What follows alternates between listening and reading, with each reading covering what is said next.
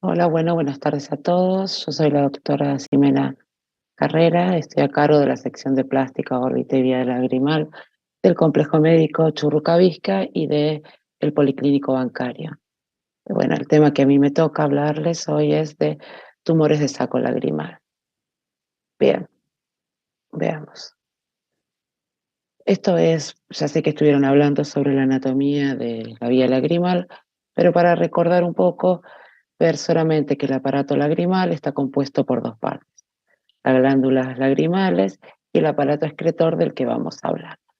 Recordemos, el aparato excretor de la vía lagrimal está compuesto por los puntos lagrimales superior e inferior, que son verticales. De ahí salen los conductos canaliculares superior e inferior, que estos pueden unirse por separado en un 10% aproximadamente al saco lagrimal, y en un canalículo común que se une al conducto lacrimano-nasal en un 80 o 90% de las personas. El saco lagrimal, que está justo por arriba del hueso lagrimal o unguis, sale el conducto lacrimonasal, que va a desembocar a la altura del meato inferior. Vamos a encontrar el orificio de salida. Bien, teniendo en cuenta la anatomía y la ubicación del saco lagrimal, quiero que recuerden en realidad un pequeño detalle: que nosotros vamos a tener el tendón cantal interno, que va a unir el tarso superior e inferior en un tendón común, que este a su vez se subdivide en dos ramas, una anterior y otra posterior, y en el medio de esto voy a encontrar el saco lagrimal, que cuando se produce la apertura y cierre del párpado, lo que va a producir es como una contracción, entiéndase, del saco lagrimal, que va a producir la apertura, un efecto de bomba que va a traer la lágrima al conducto lacrimonasal. Bien, entonces, los tumores del saco lagrimal son unas neoplasias relativamente muy raras, son de mal pronóstico. La causa por lo general es idiopática y se asocia principalmente a inflamaciones crónicas inespecíficas. Se dice que del 2 al 2,6% de todas las obstrucciones de la vía lagrimal, es decir, de todos los pacientes que tenemos una vía lagrimal obstruida, solo el 2% van a presentar un origen tumoral y tiene una mortalidad del 37 al 44%. Con respecto a la edad media de presentación, es entre los 47 y 50 años aproximadamente, es de la edad media. Depende del paper que uno lea, dice que no tiene predilección, algunos hablan de que es mayor en hombres, otros en mujeres, pero la mayoría concuerda de eso. Y lo más importante, que el 70% de todos los tumores que se producen en el saco lagrimal son de origen epitelial. No sé si recuerdan o si hablaron, cuando hablaron de la parte de anatomía, que el origen de los tumores se va a producir entre el epitelio plano estratificado de los conductos lacrimonasales y el epitelio cilíndrico del conducto del saco lagrimal. Ahí donde se produce la unión de estos dos epitelios, en donde voy a tener los tumores, la producción del tumor epitelial del saco. Los tumores del saco lagrimal tienen un 43% de diagnóstico inadvertido durante una dacrocistectomía, es decir, el paciente, en este cuadro que presenta la tomografía, es fácil, pero cuando tengo un paciente con una lesión pequeña, uno tiende a confundirlos con una dacrocistitis crónica. Entonces, cuando uno envía el material que saca anatomía patológica, viene con el diagnóstico positivo de tumor. El cuadro clínico que va a presentar es el típico cuadro clínico de una dacrocistitis, pero hay unas pequeñas cositas a tener en cuenta. Obviamente que todos van a tener un lagrimeo 53%. Algunos hablan de una secreción hemática cuando se compresiona el saco lagrimal ante la compresión. En vez de venir la secreción purulenta que uno tiende a ver en una dacrocistitis, viene una secreción hemática. Algunos hablan de que siempre se dice que y se divide de tendón cantal superior, de tendón cantal. Por arriba del tendón cantal yo hablo de tumores de tumores del saco lagrimal y por debajo del tendón cantal yo hablo de una dacrocistitis. En realidad se dice que solo el 36% va a estar por encima del tendón, así que voy a ver pacientes por ahí con masas por debajo del tendón que pueden ser también tumorales. Va a haber dolor, lo mismo que en una dacrocistitis aguda, un cuadro de dacrocistitis aguda, de crónica, que es lo que tengo que empezar a sospechar más. Se habla de la expresión negativa, es decir, por lo general cuando uno aprieta el saco lagrimal, viene a través del conducto de los conductos lacrimonasales, del canalículo, va a haber la secreción de pus por el punto lagrimal. En estos casos se habla que ante la compresión no hay nada. Se habla de epistaxis a nivel de cuando tengo unas tumoraciones grandes que ya invaden la nariz y a veces en el área de la lesión se va a encontrar ulcerada. Pero en realidad hasta ahora un cuadro bastante parecido al de la dacrocistitis aguda. Entonces, esto lo voy a tener, yo lo que veo es un paciente con una dacrocistitis y en realidad a todo paciente con una dacrocistitis los estudios a realizar van a ser la dacrocistografía, una tomografía en realidad y el diagnóstico definitivo obviamente que lo va a dar la anatomía patológica. Pero lo que tengo que pensar es lo siguiente. Hacer dacrocistografías no es fácil porque no en todos los lugares se realizan. Por lo general uno lo que tiende a hacer son tomografías. Y lo que yo voy a ver en la tomografía es la extensión del tumor a estructuras vecinas. ¿Sí? Es decir, cuál es el tamaño de la tumoración que tengo y qué es lo que me está invadiendo.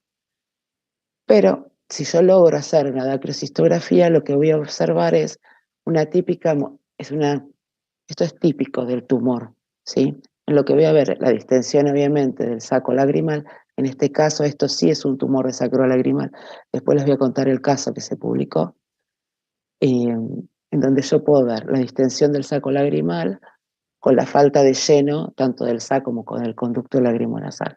Voy a ver un retraso en el caso de estar permeable, la dacrocistografía del contraste del paciente cuando traga tarda en llegar, y lo que voy a ver sobre todo que es característico y típico del tumor es una imagen moteada, no sé si se llega a ver en la imagen todos estos puntitos de contraste, es decir, tengo el saco lagrimal con el contenido del tumor y al hacer pasar el contraste voy a ver todos los espacios libres en la radiografía.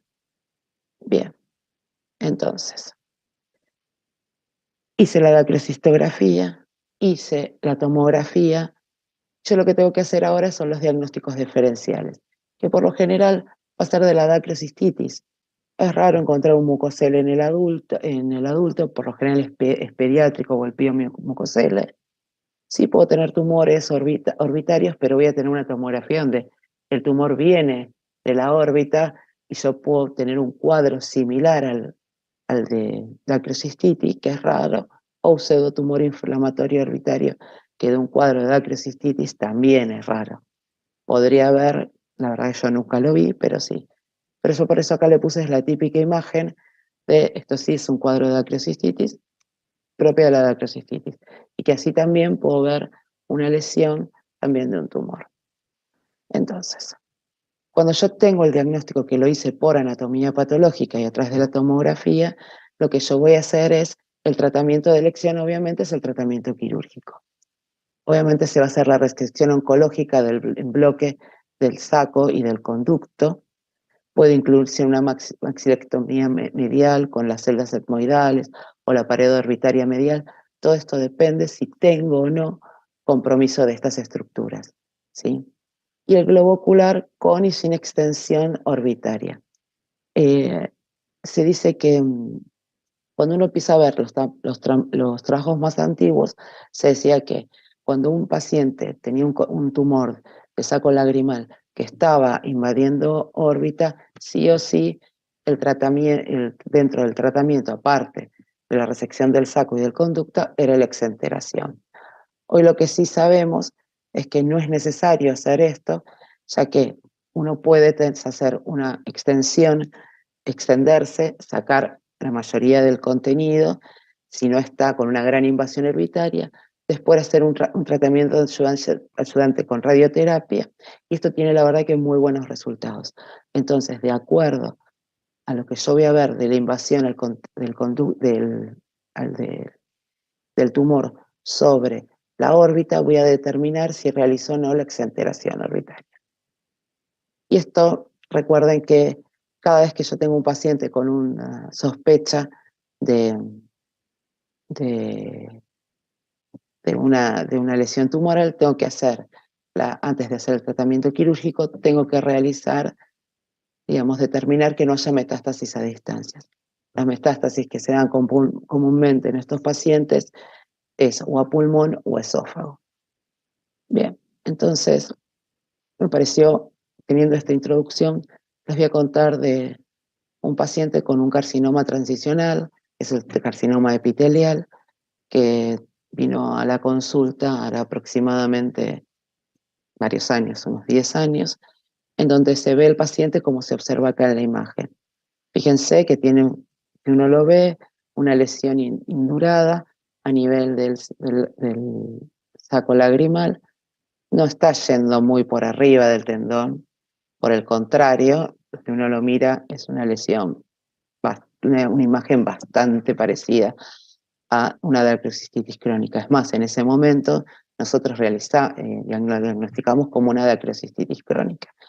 Pero cuando uno tocaba la lesión, era bastante indurada, no era más, no tenía la consistencia que tiene un paciente con una enfermedad inflamatoria o una enfermedad infecciosa en el caso de la dacrocistitis.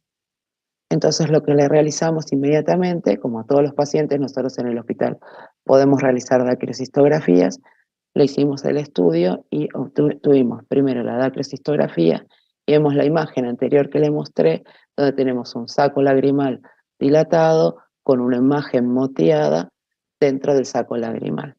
Inmediatamente realizamos una tomografía y una resonancia, en donde al paciente se le realizó una tomografía donde se puede ver la lesión tumoral que compromete pared interna, órbita, ¿sí? Y se está introduciendo dentro de lo que es la nariz.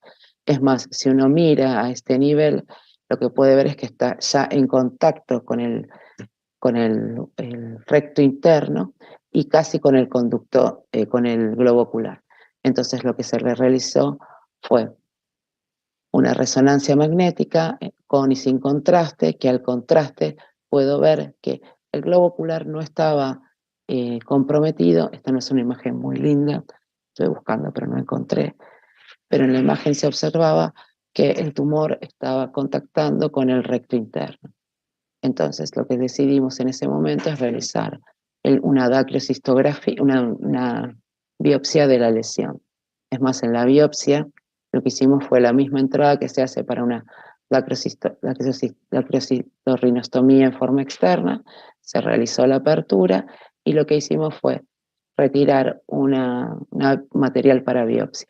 El material para biopsia lo que vino fue con diagnóstico de carcinoma de células transicionales, lo que explicaba al principio, donde se une el epitelio tanto de los canalículos con el de la glándula, a ese nivel se produjo el tumor.